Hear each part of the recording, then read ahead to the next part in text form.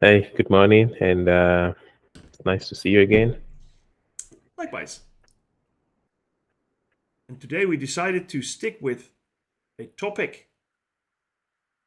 And the topic at hand is CO2 emissions and CO2 emission compensation companies, which is obviously a thing for the last few years. The idea is that you can purchase certificates from a company that then say they compensate your CO2 emissions by doing stuff like planting a tree.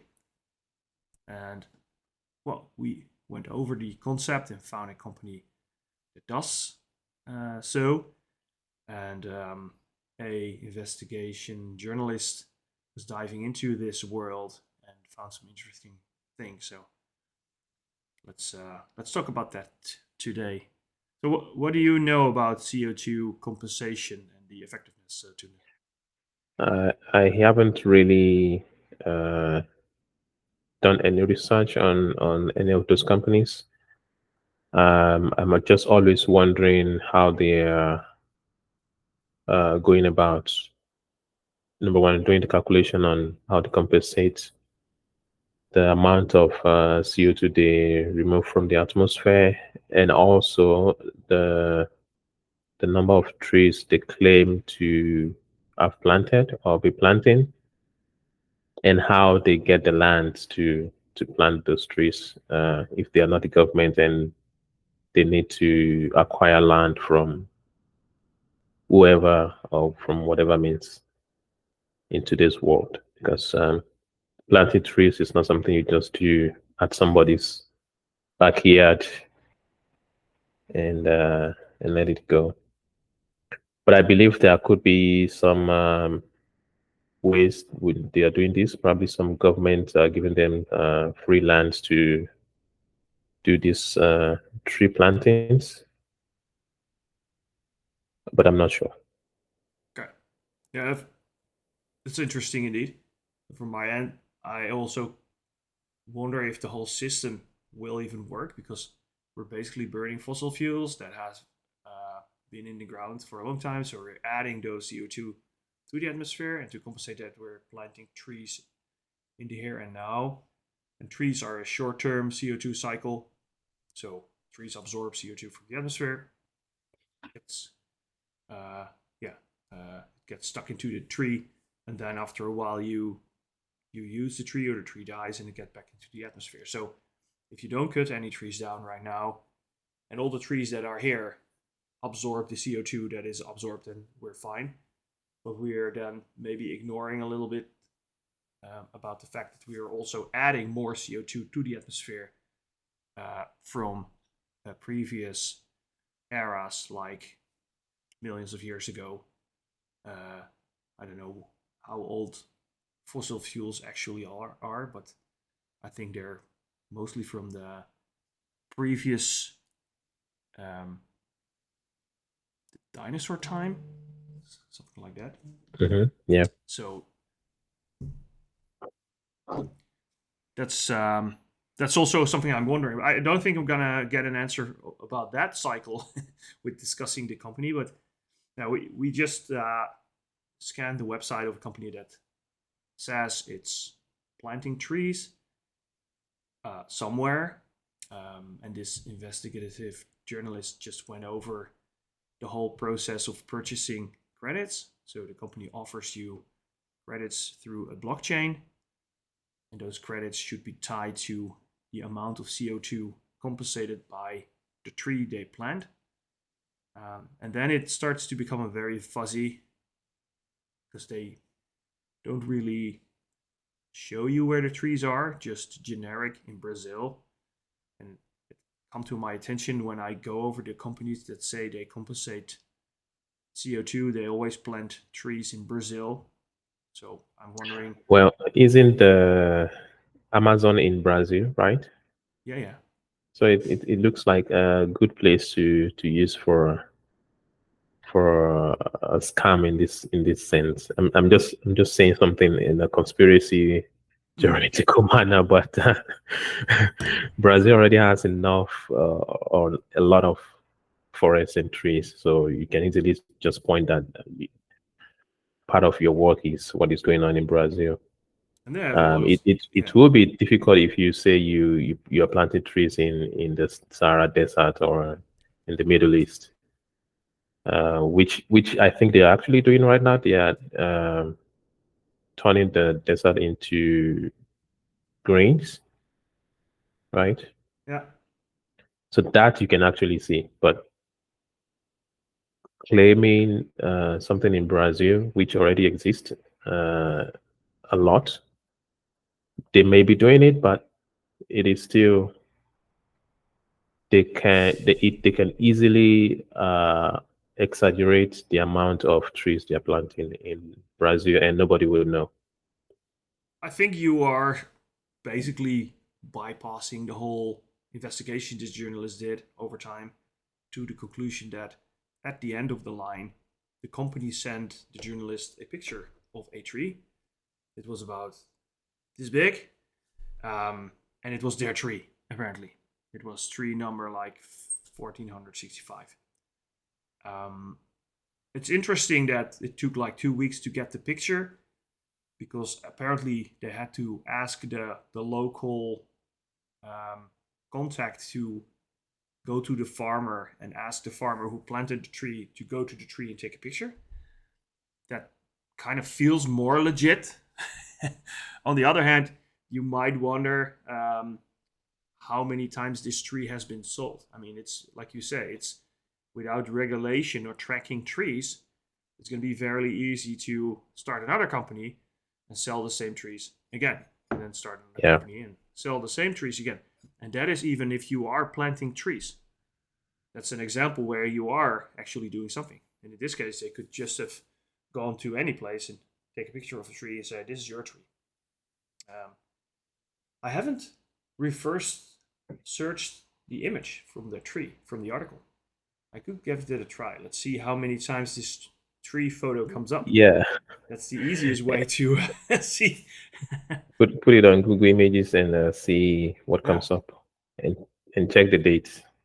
I will try that later. But for now, it doesn't change the fact that these companies are quite often a scam and quite often quite dodgy. And meanwhile, we are struggling with uh, compensating our CO2. So a system of actually doing that would be handy. And the funny thing is that the planting of the trees in the Sahara Desert or whatever desert they are planting those trees, that's not for CO2 compensation per se, right? It's more for stopping the expansion of the desert and making it more green again, isn't it? Yeah, yeah, It's also interesting that we could contact them and say, can we sell the CO2 rights for your trees and get a nice commission? I mean, I don't know if they've thought about that themselves, but anyone that is planting a tree can do that. yeah. Also, yeah, there was a question to the founders of the company that were very open about their company, which is a positive side. That's why I'm not calling the company out because I'm considering the article. I'm not sure if they are malicious or not, and I don't want to paint that on them. Um, it wasn't follow the money in the Netherlands. You can find the article there, and just I'll put it in the comments, and you can read it yourself. But I think the thing is mostly the concept about CO2 compensation and how reliable that is. And in the meanwhile, airlines and other companies they are very happy to invest in those companies because they get certifications so they can tell their customers they're flying to their favorite holiday location um, CO2 compensated, while in reality, there's no real evidence to support that at all. That's Yeah. worrying. It's a bit of a cowboy market, as they would say in the Netherlands, or maybe elsewhere as well. It it's more related to the narrative of plastic waste. Mm-hmm. When you throw away your waste, you are asked to sort it out to what you can recycle and what um, cannot be recycled. But in reality, everything is combined and shipped to a different country to do the recycle for them, or actually not recycle, just dumping the waste. For example, I think the US is shipping most of their waste to Asia, and at some point, the I think it was Malaysia. I think they were shipping it to, and at some point, Malaysia was like sending those shipments back to the US because it's too much of waste being sent. And I watched uh, news, maybe from BBC or CNN. They did a report on the recycling of waste, and they found out that nothing can be actually recycled. Most of the things that are labeled recyclable or recycled actually cannot be recycled, or maybe they can be recycled, but nobody's actually recycling them. So they're just being combined and dumped into a waste ground, and everything is piling up. So it's the same narrative into getting people to believe something, and then they commit into doing it, which in this case, they tell us to separate your waste to what you can recycle and not.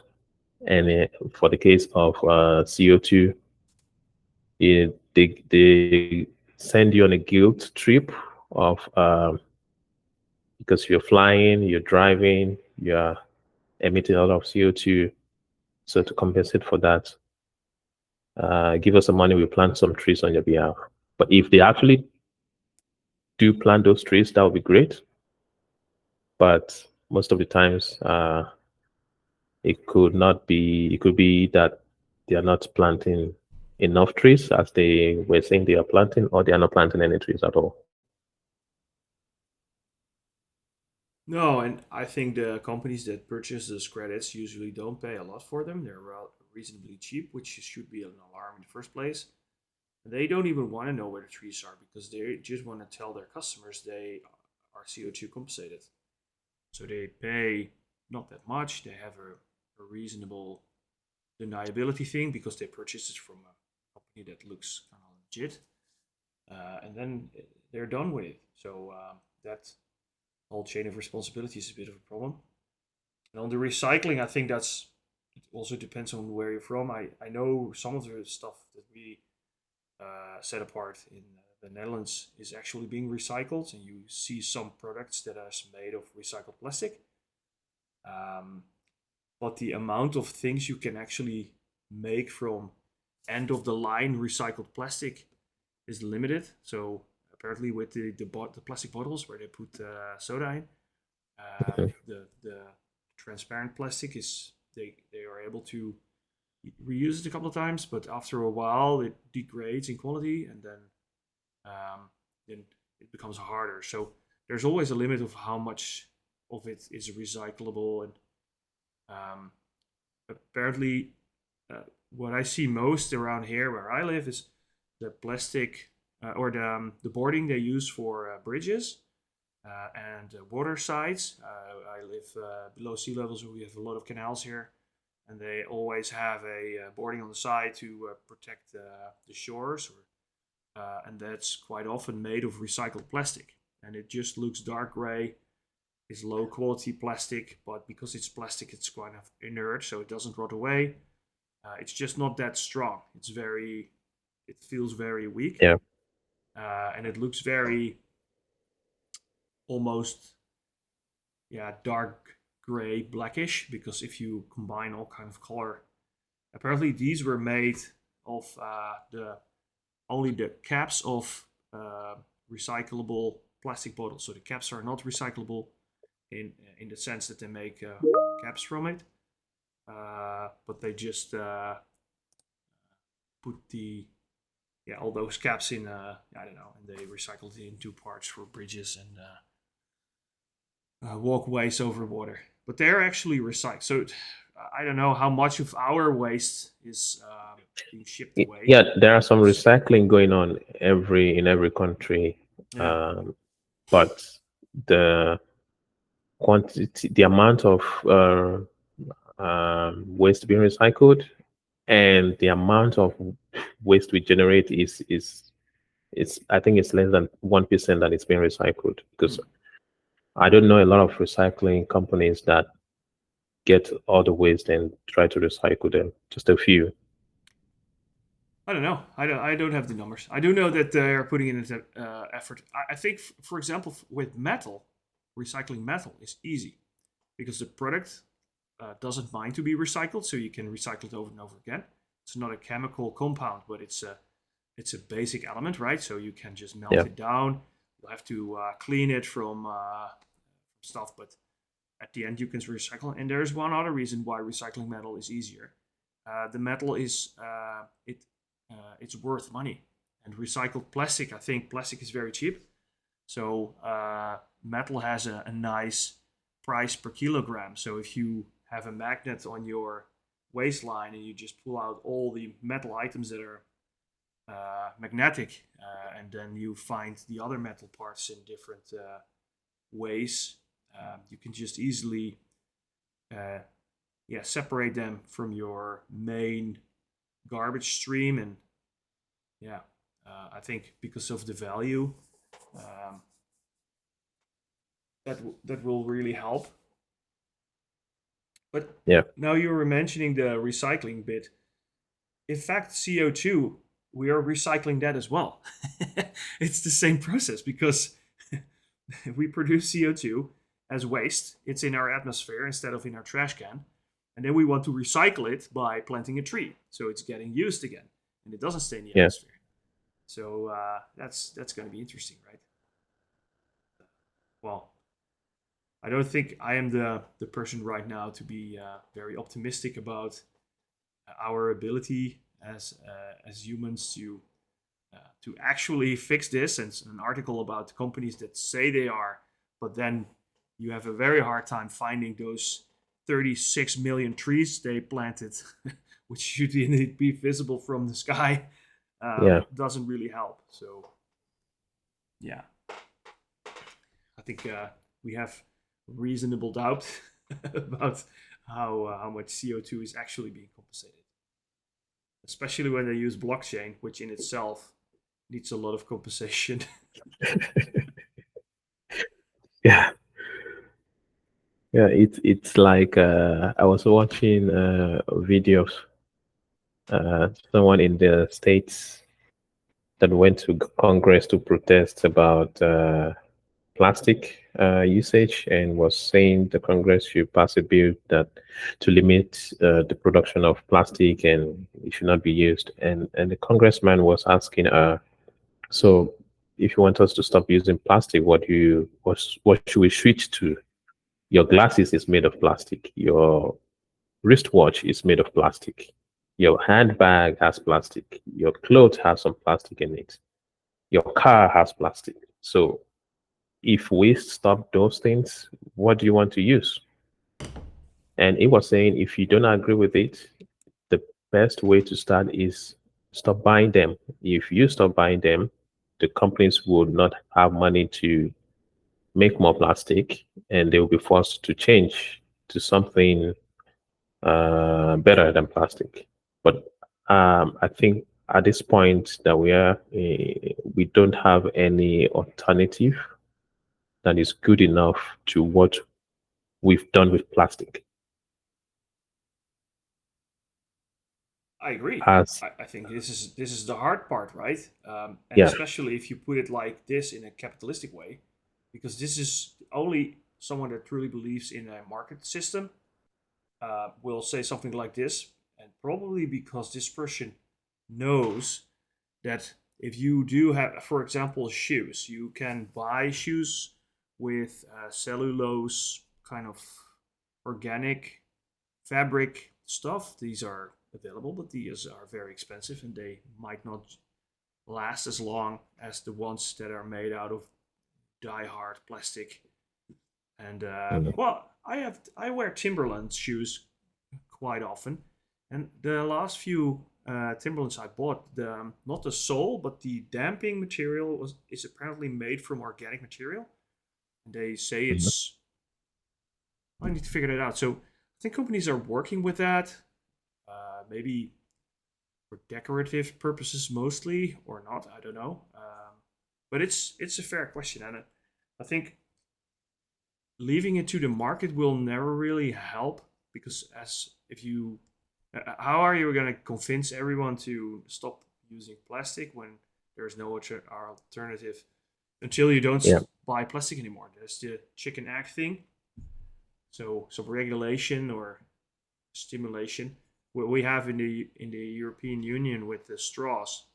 I don't know if you've heard, but we've banned plastic straws because they were killing sea turtles somewhere. Okay, fine. No more plastic straws. And then they got paper straws, which is which is terrible because you have like three Yeah. minutes to finish your drink, and then the straw will collapse, And then it gets and soft. you're done drinking, and it sticks to your lips. So the feel of drinking through a paper straw is terrible. And then I was in a restaurant drinking from a plastic straw, which felt good. It was even more solid than plastic straw, and it says it's not plastic. And then I asked, "What is it?" And they said it's bamboo. So they finally found a way to separate the layers of bamboo and make it into a straw and color it, and then it was bamboo, and it was not plastic, and it's allowed. So then the market found a solution simply by banning the plastic part. So you see that Yeah.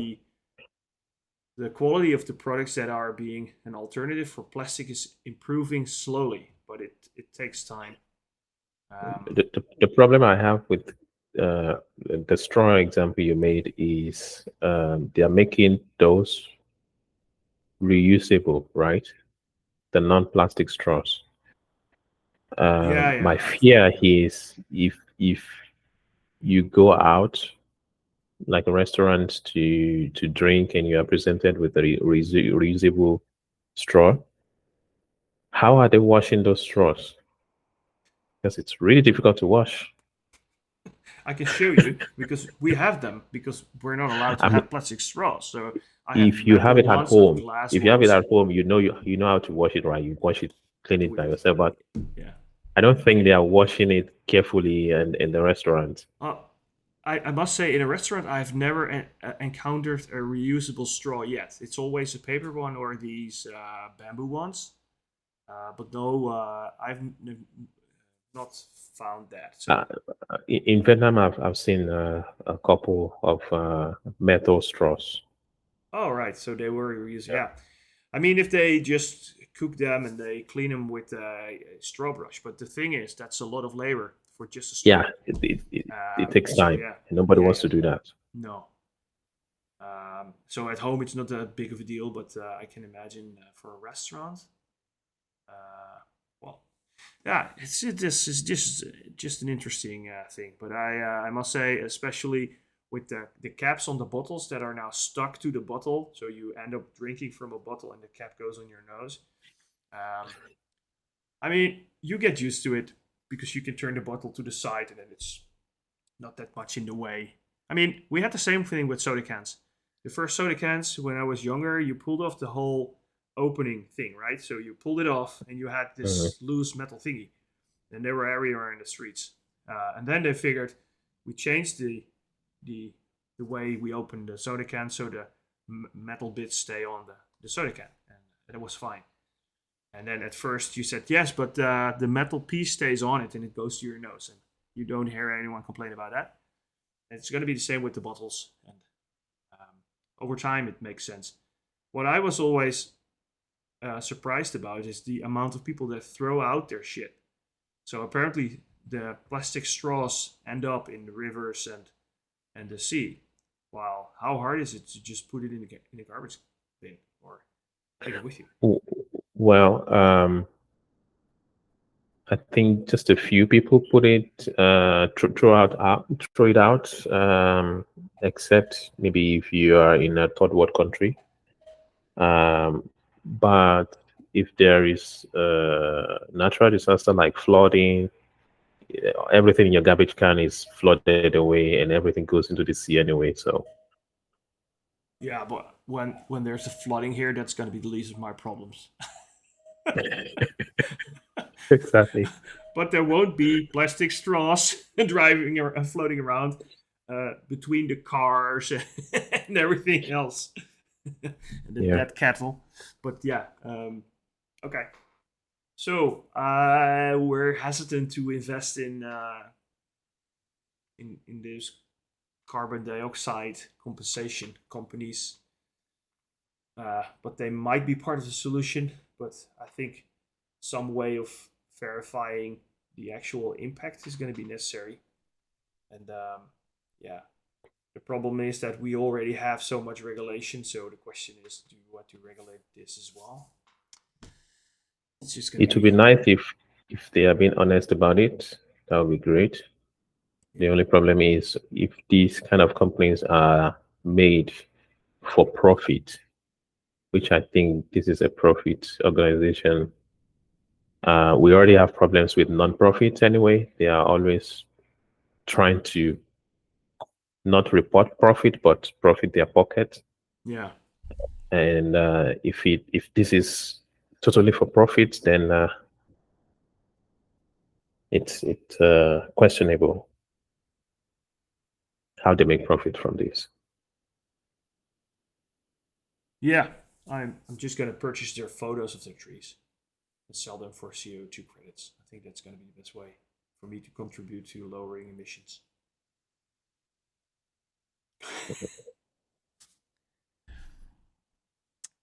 Yeah. Okay. I think it's time to wrap up. Yeah. Any closing statements on the CO2 tree scam stuff that we discussed? I think at this point, I think um, like I mentioned earlier, I haven't done much research on the CO2 and the amount of CO2 we are putting out there and the actual damage it's causing on this planet. If the damage is real or not, or it's just been exaggerated, nobody knows. Maybe it's contributing to the global warming, nobody knows. Maybe it's, I mean, I have done the research, but let's assume everything is true, right? And it's causing damage, and we are putting too much CO2, which we need to control. I think at this point, there should be some regulations or advanced technology to help cut down on the CO2 we put out. Because flying, driving, uh, burning of trees, or whatever we do to get on with our lives, those are necessity. Those are necessary things to do. Even if you go on holiday, those are necessary uh, activities that we have to do, and those cost CO2. And there is no alternative yet. And electric cars or electric planes are not the solution. I think I think the problem with electric things we are producing right now is like the very first beginning we discovered plastic. We thought it was great, it was amazing, and then decades later, it's a disaster, right? I think electric cars and automotive mobiles we are making now, the batteries are going to cause problems in the next couple of decades as well. But I So think the, innovation and progress always has a downside. I mean, the whole industrial revolution that took place brought us a lot of prosperity and advancements in quality of life, but always also was the kickoff of mass industrial pollution. And we've overcome quite a few hurdles so that the air is breathable where we live and that factories are not poisoning their direct environment too much. They sometimes still do, but depending on where you live, it's going to be more or less. But I think um, I'd like to zoom out. We're now discussing. I mean, the planet is hundreds of millions of years old, and we've had mass extinct events before as a planet, and then as a humankind, we are only roaming around a few 100,000 years, and we're only doing what we're doing with so many people for the last few hundred years. So the question is, are we quick enough to adapt to this new situation, and are we able to innovate in a pace that keeps up our growth in the amount of people and the amount of pollution they create? So I think that's going to be an interesting question, and we'll have to see, not in decades or hundreds of years, but that's going to be something um, our history, our future history will judge us in maybe thousands of years. So right now, I don't know. We're not going to solve anything within like 5 years or 10 years or even 20 years. We can only start moving in a certain direction in that time, and that's an outlook that most humans find very difficult to comprehend. It's very difficult to have a long outlook, or even have an outlook that goes beyond you and me and our generation. It's something that we would do for our children or their children. And yeah, I'd rather go online right now and book a holiday somewhere. I mean, that's way easier than think about what would my action now mean for my grandchildren. Yeah, it's way easier. And speaking of the age of the planet compared with the time we've been here, there is a comedian that made a joke about that as well, and was saying the planet has been here for billions of years and we've only been here for a couple of thousands. And do we really think we anything we do can actually impact the planet?